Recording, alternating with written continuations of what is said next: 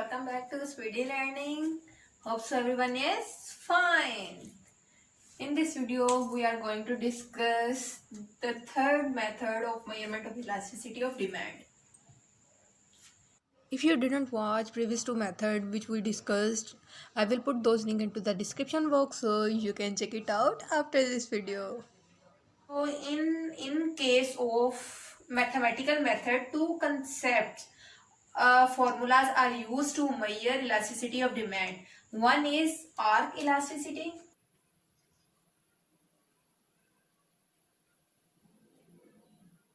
The second one is point elasticity. अब हम इनको further one by one explain करते हैं. So फर्स्टली हम डिस्कस करते हैं arc elasticity. If there is a big change in demand as a result of big change in price, so जब हमें इलास्टिसिटी निकालनी हो टू डिफरेंट पॉइंट्स के दरमियान, जैसे यहाँ पे है पॉइंट ए एंड बी और हमें इसके मिड में जो है वहां पे इसकी इलास्टिसिटी फाइंड आउट करनी हो, तो हम कौन सा मेथड यूज करेंगे? Arc elasticity. हमें पॉइंट्स की की बात नहीं कर रहे, यहाँ पे बात कर रहे हैं जो इनके मिड में है. जो मिड में है ए और बी के, अगर हमने उसकी इलास्टिसिटी निकालनी है तो वो हम कौन सा मेथड यूज करेंगे? Elasticity of demand. Whenever we are required to find elasticity between two different point, then we use arc elasticity. This diagram shows a distinct change in price and demand. There appear 2 points, distinct points A and B on that demand curve, and there is arc elasticity between A and B. तो हम यहाँ पे ये कह रहे हैं कि जो A और B दो पॉइंट्स हैं, इन दोनों के दरमियान जो हमारे पास है इलास्टिसिटी, वो हमारे पास क्या है? Arc elasticity. जब हम प्रोपोर्शनल का फॉर्मूला देखते हैं, elasticity change in Q over change in Q over Q divided by change in P over P.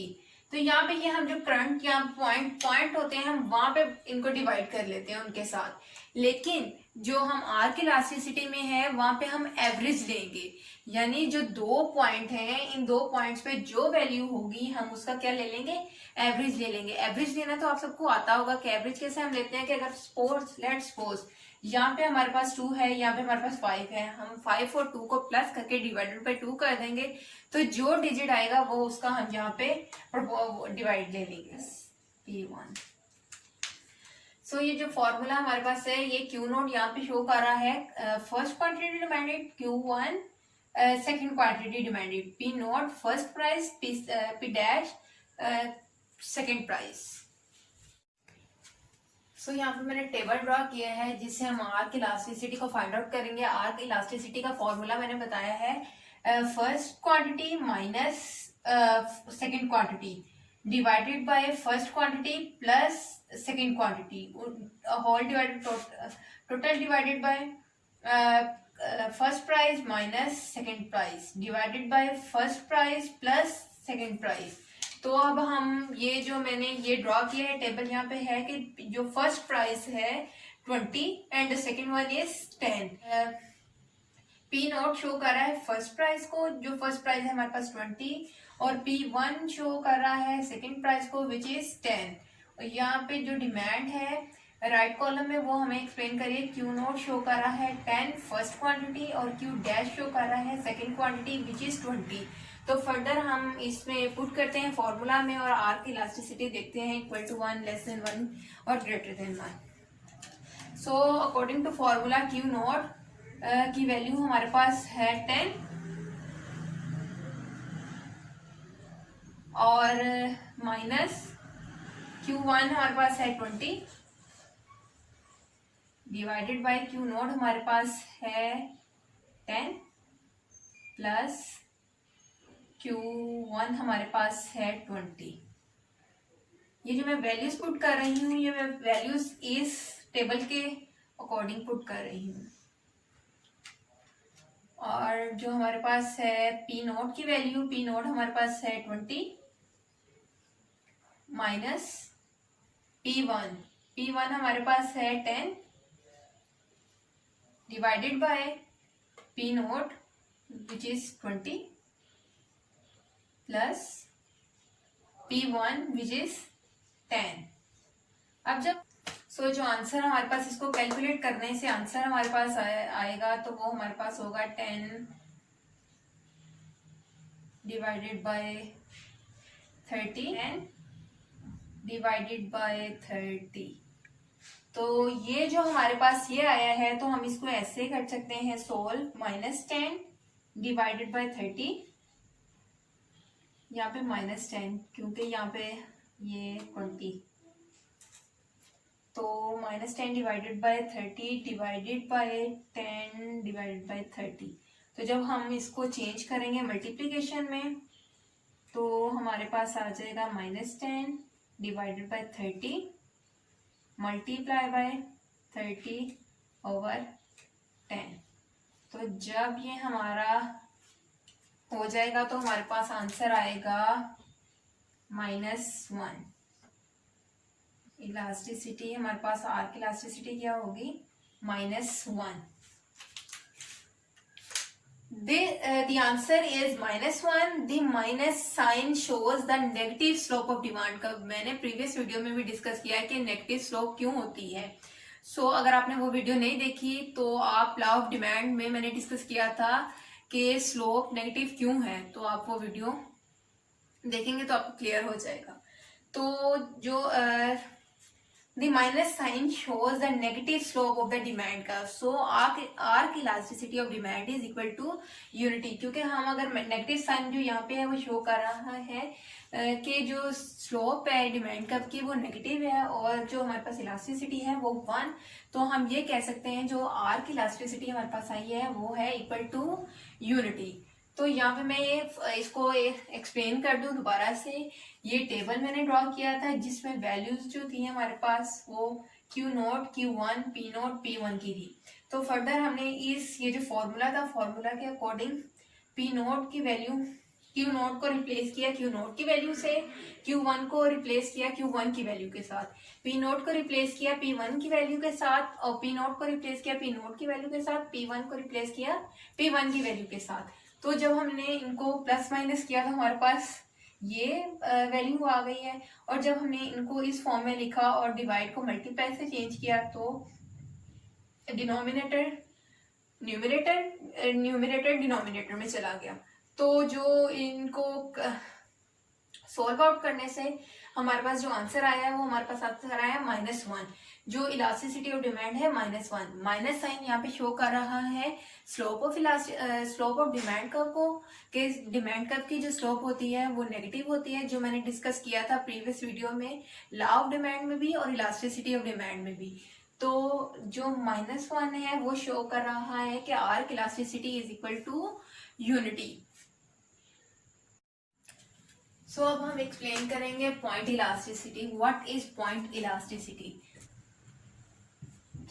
If there is a very small change in demand as a result of very small change in price, very small change in demand as a result of very small change in price, कि अगर बहुत कम, जिसे very small change कहते हैं, यानी points में अगर हमारे पास चेंज आए as a result of very small change in price, कि प्राइस की वजह से, प्राइस में स्मॉल चेंज की वजह से डिमांड में जो चेंज आए वो उसको अगर हम लोगों ने कैलकुलेट करना हो, मेजर करना हो, तो वो कैसे हम कैलकुलेट करेंगे? पॉइंट इलास्टिसिटी से। इसी तरह ही जिस तरह हम लोगों ने आर्क इलास्टिसिटी को डिफाइन किया है कि पहले ग्राफिकली करेंगे फिर हम फॉर्मूले के साथ टेबल के अकॉर्डिंग उसको सॉल्व करते हैं। अब हम पॉइंट इलास्टिसिटी को ग्राफिकली देखते हैं कि अगर हमने पॉइंट इलास्टिसिटी फाइंड आउट करनी हो तो कैसे देखें उन पॉइंट्स को ग्राफ पे। तो मैंने डिमांड को एक्स एक्सिस पे लिया और प्राइस को वाई एक्सिस पे। तो यहाँ पे जो मैंने डिमांड का ड्रॉ किया है डी। लेट्स सपोज के जो हमारे पास पॉइंट है वो हमारे पास ए है, यहाँ पे पॉइंट ए, और अगर हमने उसके साथ ही पॉइंट की इलास्टिसिटी यानी ए 1 पॉइंट अपर और 1 पॉइंट बिलो, अगर हमें पॉइंट इलास्टिसिटी फाइंड करनी हो यानी पॉइंट में, यानी वो पॉइंट्स बहुत ही क्लोज होंगे डिमांड कर्व पे, तो वो जब हम लोग उनकी फाइंड आउट करेंगे वो हमारे पास क्या होगा? Price elasticity. In this case, both the points on demand curve are so close to each other that look like one point. यानी अगर हम लोगों ने किसी दो पॉइंट की फाइंड आउट करनी हो इलास्टिसिटी, जो फर्दर नेक्स्ट पॉइंट से यानी जो चेंज हो, क्वांटिटी में चेंज आया हो, तो यानी अगर हमारे पास ये ए पॉइंट है ना, तो हम लोगों ने चेंज क्वांटिटी में फाइंड करना हो तो ये साथ ही जो हमारे पास है ना, ये बिल्कुल ऐसे, अभी फिर भी यहाँ पे गैप शो हो रहा है थोड़ा सा, लेकिन पॉइंट इलास्टिसिटी में जो दो पॉइंट्स होते हैं जिनको हम लोगों ने मेजर करना होता है, जिनकी इलास्टिसिटी फाइंड आउट करनी होती है, वो पॉइंट डिमांड कर्व पे जो वो पॉइंट होते हैं वो ऐसे लगते हैं कि जैसे बिल्कुल सेम पॉइंट है, यानी बहुत ही क्लोज होते हैं। तो जो वो हम लोग पॉइंट की इलास्टिसिटी फाइंड करेंगे चेंज इन क्वांटिटी डिमांड से, यानी क्या क्वांटिटी डिमांड में क्या चेंज आया है, तो वो जो फॉर्मूले से हमारी वैल्यू आएगी वो हमारी क्या होगी, पॉइंट इलास्टिसिटी। वो हमें पॉइंट इलास्टिसिटी के फॉर्मूले से हम ये पता कर सकते हैं कि पॉइंट में कितना चेंज है, यानी वो जो पॉइंट में चेंज है वो लेस देन 1 है, ग्रेटर देन 1 है और इक्वल टू 1 है। तो फर्दर हम इसके फॉर्मूला को डिस्कस करते हैं कि पॉइंट इलास्टिसिटी को फाइंड आउट करने का फॉर्मूला क्या है।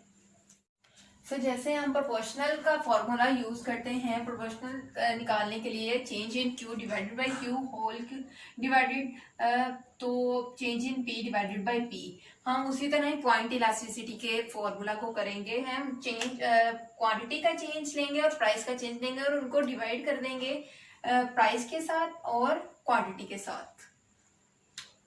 सो अब हम इसको करते हैं कि ये हमारे पास आया है change in Q divided by Q divided by change in P divided by P। तो यहाँ पे हम कर लेते हैं change in Q divided by Q multiply P into change in P। तो हम इसको ऐसे भी लिख सकते हैं change in Q divided by change in P into Q।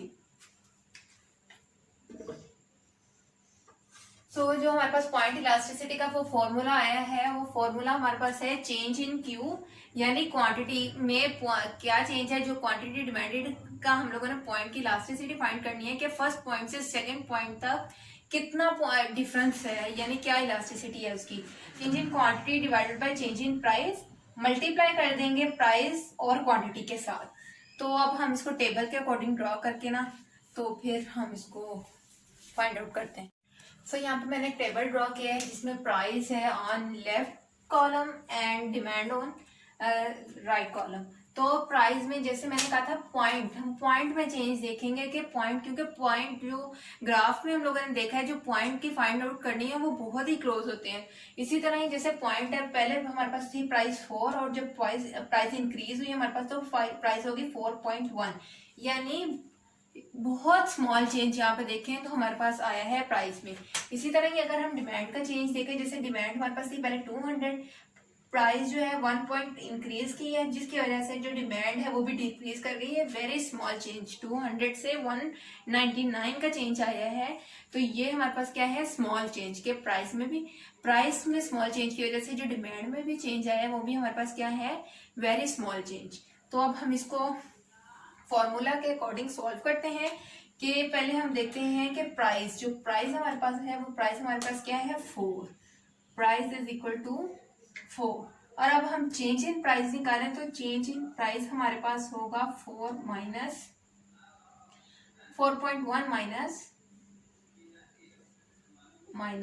4 के हम Q2 में से P2 में से P1 को माइनस करेंगे। जब हमने चेंज निकालना हो, यानी चेंज के प्राइस में क्या चेंज आया है, तो चेंज हम किस तरह निकालेंगे कि P2 में से हम P1 को माइनस कर देंगे कि P2 यानी प्राइस जो सेकंड प्राइस होगी उसमें से फर्स्ट प्राइस को माइनस कर देंगे, तो वो हमारे पास क्या आ जाएगा, चेंज इन प्राइस। तो चेंज इन प्राइस यहाँ पे हमारे पास क्या है 0.1। और अगर इसी तरह ही हम क्वांटिटी देखें तो हमारे पास क्वांटिटी Q हमारे पास है Q हमारे पास है 200 और इसी तरह ही हम चेंज इन Q देखें तो डेल्टा Q हमारे पास आएगा Q2 माइनस Q1।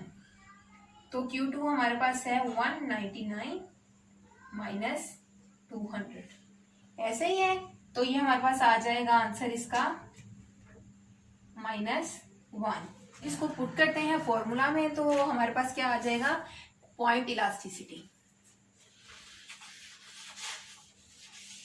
तो अब हम वैल्यू को पुट करते हैं, Q note change in Q में हम चेंज इन Q की वैल्यू पुट करेंगे divided by change in P हमारे पास है 0.1 और मल्टीप्लाई देन P की वैल्यू हमारे पास है 4 और Q की वैल्यू हमारे पास है 200। ठीक है, यहाँ पे जो इसकी वैल्यू आई है वो हमारे पास क्या आई है 2। तो यहाँ पे पॉइंट को हम लोग पहले सॉल्व आउट करते हैं, हमारे पास आ जाएगा -1 डिवाइडेड बाय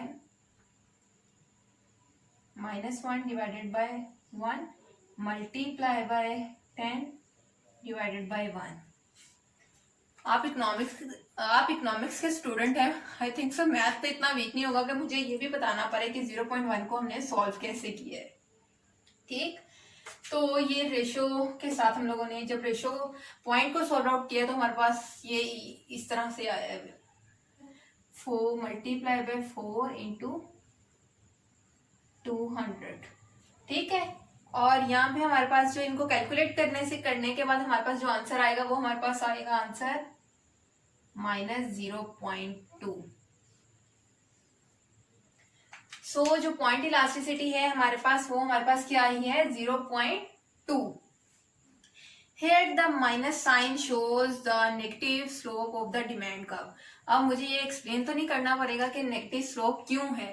अगर आपको नहीं पता कि नेगेटिव स्लोप क्या है तो आप लॉ ऑफ डिमांड की मेरी वीडियो देख सकते हैं, तो उससे आपको क्लेरिफाई हो जाएगा कि डिमांड कर्व की स्लोप नेगेटिव क्यों है। से the elasticity of demand is less than unity, यानी ये जो हमारे पास है वो लेस देन 1 है, तो हम कह सकते हैं कि जो पॉइंट इलास्टिसिटी हमारे पास आई है वो हमारे पास है लेस देन 1।